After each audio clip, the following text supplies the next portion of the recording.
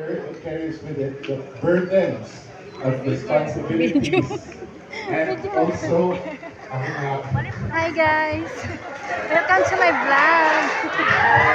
Ako Miss Party. basta ano to, burdens or Ito, responsibilities katites. sa pag-manage sa ato ang Christian life for nga daghan kayo control. Letter A, adaptability. Tungkol kay diverse kayo ang members sa grupo, she has to adapt every time.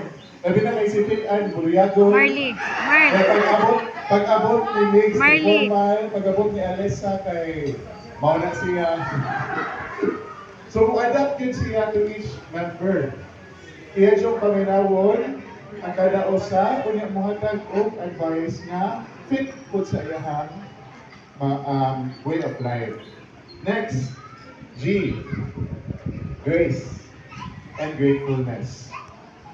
Nga no, being a leader, dili ka kapadayon if you do not thank the Lord and thank those who have given you guidance.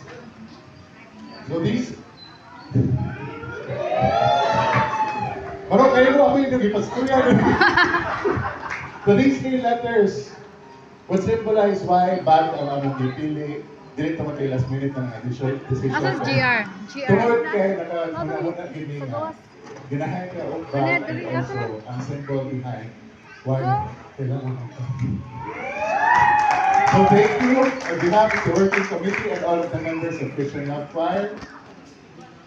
And then I'm surprise,